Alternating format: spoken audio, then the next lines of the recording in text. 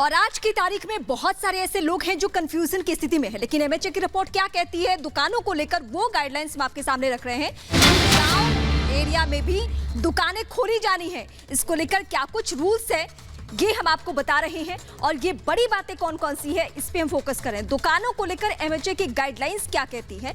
ग्रामीण इलाकों में भी दुकानों को खोला जाना है। इसके अलावा मॉल्स को लेकर बोल दिया गया कि मॉल्स नहीं खुलने वाला, यानी जहां पे जरूरत ना हो उन जगहों को खोलने की इजाजत बिल्कुल नहीं है, यानी शॉपिंग मॉल इसमें कहीं से भी नहीं आता है। तो ई कॉमर्स पर सिर्फ जरूरी सामानों की बिक्री होगी, सिर्फ जरूरी सामान लेने के लिए दुकानें खुलेंगी और बाजार की दुकानें नहीं खुलेंगी। सिर्फ जो कॉम्प्लेक्स है उसके अंदर की जो दुकानें होंगी वो खुलेंगी। दुकानें खुलने पर एमएचए ने अब कई अपने निर्देश साफ कर दिए हैं और न्यूज रूम का भी रुख आगे करेंगे, लेकिन फिलहाल आपको बता दें कि शॉपिंग मॉल खोलने की इजाजत नहीं है। न्यूज रूम से शिखा हमारी सहयोगी इस वक्त जुड़ गई है, सीधा उनका रुख कर लेते हैं। शिखा, बताइए एमएचए की जो नई एडवाइजरी आई है उसमें किन किन बातों को सामने रखा गया है? बिल्कुल श्वेता, जिस तरीके से यहाँ पर कोरोना ने त्राही त्राही मचा रखी है पूरे देश में, ऐसे में जिस तरीके से बात सामने आई थी कि दुकानें खोली जाएंगी, थोड़ी सी रियायत दी जाएगी, तो यहाँ संशय ये था कि अगर दुकानें खुलेंगी तो कहीं कोरोना की जो महामारी है वो उसको फैलने का खतरा बहुत ज्यादा ना हो। तो आपको बता दें कि अब ये बात साफ कर दी गई है कि गाँव में जो दुकानें रहेंगी वो सिर्फ खोली जाएंगी, बाकी की जो शहरों की दुकानें हैं उनको बंद रखा जाएगा, शॉपिंग मॉल्स जो है उनको बंद रखा जाएगा। और ई कॉमर्स से भी अगर जो सामान आप उससे ऑनलाइन भी मंगा रहे हैं तो शिखा, एक सवाल मेरा आपसे है, शहरी इलाकों को लेकर गाइडलाइंस ये है कि दुकानें खुली रहेंगी, शॉपिंग मॉल्स बंद रहेगा, यानी जो भी हमारी जरूरत की चीजें हैं वो तो मिलना ही है और कहीं ना कहीं हमारी अर्थव्यवस्था भी धीरे धीरे अब पटरी पर आए, इसकी कोशिश में भी इस कदम को उठाया है। बिल्कुल रीमा, यही एक वजह है जिसकी वजह से धीरे धीरे रियायत देना शुरू की गई है कि जो को पटरी पर लाया जा सके। लेकिन जैसे हालात हैं, जो कोरोना संक्रमित मरीजों के जो आंकड़े हैं वो भी तेजी से बढ़ रहे हैं, तो उसको भी नजरअंदाज नहीं किया जा सकता। उसी को लेकर एक बार फिर से एमएचए की तरफ से बिल्कुल शिखा, और चलिए हम दिखाई देते हैं अपने दर्शकों को कि शहरों को लेकर के क्या गाइडलाइंस है। जो कंफ्यूजन था इस एडवाइजरी के बाद जो कल एमएचए की तरफ से जारी की गई थी, दे दी गई है। शहरों में सभी दुकानें नहीं खुलेंगी, ये कहा गया इस नई एडवाइजरी में।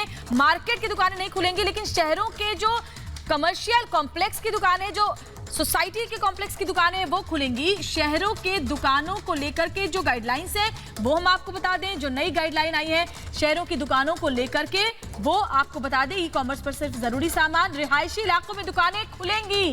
अगर आप रिहायशी इलाकों में रहते हैं तो आपकी दुकानें खुलेंगी शिखा, यानी जो लोग रिहायशी इलाकों में रहते हैं अब उनको राहत मिलने वाली है, उनके इलाकों में दुकानें खुल जाएंगी जो बंद थी।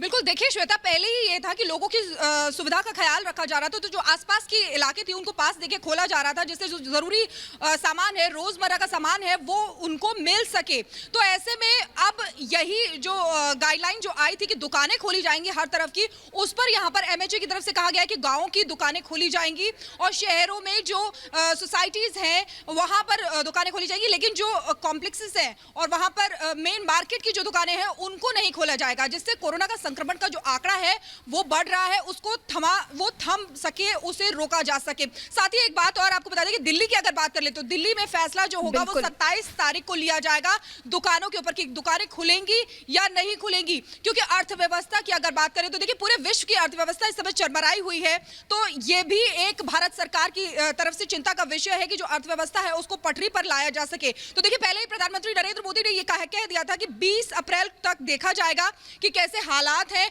उसके बाद धीरे धीरे चीजों में रियायत दी जाएगी। और देखिए धीरे धीरे चीजों में रियायत दी जा रही है, लेकिन जो कोरोना संक्रमित मरीजों के आंकड़े हैं वो भी तेजी से बढ़ते हुए दिखाई दे रहे हैं, तो उनको देखते हुए अब हाथ थोड़ा सा खींचा जा रहा है, क्योंकि जो दुकानें। चलिए शिखा, हम आपका फिर से रुख करेंगे और अपने दर्शकों को अब ये भी हम विस्तार से बताएंगे कि आखिर इस माहौल में, यानी कोरोना के माहौल में, ऐसे भी एरिया हैं जो हॉटस्पॉट हैं जिन्हें सील किया जा चुका है, उसको लेकर क्या नए नियम कहते हैं। लेकिन इस बीच दिल्ली नोएडा बॉर्डर पर सख्ती आज भी जारी है और पूरे बॉर्डर को सील कर दिया गया है। नोएडा से ये हमारी खास रिपोर्ट आप देखिए।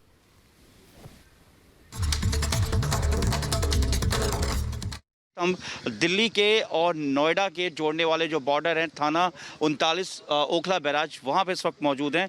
लगातार जिस तरीके से नोएडा को पूरी तरीके से सील कर दिया गया है और जो लोग जिनके पास है डीएम नोएडा की तरफ से या जो ऑथराइज है जिनके पास एसेंशियल सर्विस है सिर्फ उनको परमिशन दी जा रही है। और लगातार लॉकडाउन पार्ट 2 में आप देख सकते हैं कि किस तरीके से नोएडा पुलिस जो कि बॉर्डर पे मौजूद है किस तरीके से अलर्ट के साथ अपनी पूरी ड्यूटी यहाँ पर निभा रही है।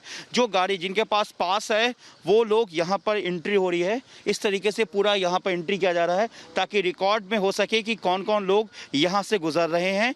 ये ओखला बैराज 39 है और यहाँ पर इंस्पेक्टर्स और सब इंस्पेक्टर्स जो चौकी इंचार्ज हैं सभी लोग यहाँ पर मौजूद हैं और लगातार प्रॉपर चेकिंग की जा रही है।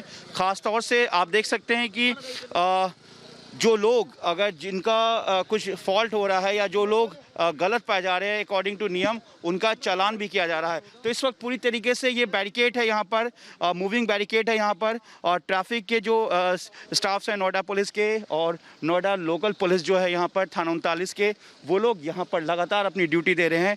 और जिस तरीके से लॉकडाउन 2 है और एमएचए की तरफ से ये भी कहा गया है कि कुछ जो दुकानें खोली जाएंगी बशर्ते उसका भी ध्यान रखा जा रहा है। लेकिन ऐसे में सबसे बड़ी बात ये है कि लगातार अपनी ड्यूटी को यहाँ पर ये लोग खड़े होकर अलर्ट के साथ निभा रहे हैं जिससे कि पूरी तरीके से लॉकडाउन को फॉलो किया जा सके।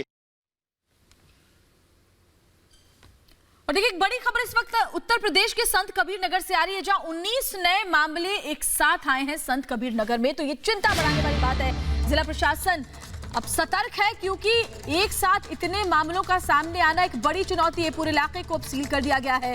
ये बड़ी खबर उत्तर प्रदेश के संत कबीर नगर से जहां 19 नए मामले सामने आए हैं पूरे इलाके को सील किया गया है। समर्थ हमारे साथ अपडेट के साथ जुड़ गए हैं। बताएं समर्थ। जी संत कबीर नगर के जिले में एक परिवार के 19 सदस्य जो हैं वो कोरोना पॉजिटिव पाए गए हैं और इस सूचना के बाद एक तरह से जिला प्रशासन जो है वो अलर्ट पर है। डीएम के साथ जो इलाका है जो मगहर इलाका है जहां से सब मिले हैं एरिया को कंप्लीटली जो है सील कर दिया गया है। और जो जानकारी मिल पा रही है अभी तक उसके मुताबिक 27 मार्च को बड़ी संख्या में छात्र जो है वो देवबंद में संत कबीर नगर आए थे। उनमें से 25 छात्रों के नमूने जांच के लिए मंगलवार को लिए गए थे। उनमें से एक मगहर के शेरपुर जो है इलाका निवासी है 23 वर्ष का युवक है जो कि कोरोना संक्रमित पाया गया था। और उस छात्र के जो परिवार के जो 29 अदर सदस्य हैं उनके जो नमूने लिए गए तो उनकी रिपोर्ट जो है कल लेट नाइट आई है और उसमें 19 जो है 19 सदस्य जो है वो संक्रमित पाए गए हैं। तो एक तरह से ये जो है बड़ी खबर है। 19 संक्रमित आना संत कबीर नगर से एक डरा देने वाला है क्योंकि यूपी में केसेस हमने का नाम नहीं ले रहे हैं। 1600 केसेस ऑलरेडी पार हो चुके हैं। जैसे कि आगरा ने 300 का आंकड़ा पार कर लिया, लखनऊ ने वैसे ही 200 का आंकड़ा पार कर लिया और सहारनपुर भी 150 का आंकड़ा पार कर चुका है। कानपुर में भी कल 37 नए केसेस आए, उसके साथ कानपुर का भी आंकड़ा बढ़ता जा रहा है। शुक्रिया तमाम जानकारी के लिए। उत्तर प्रदेश के कई शहरों से ये हमने खबर आप तक पहुंचाई जहां पे आंकड़े धीरे धीरे बढ़ते जा रहे हैं। अभी से कुछ देर पहले हम आपको बता रहे थे सीतापुर की स्थिति, आगरा की स्थिति और अब संत कबीर नगर की स्थिति।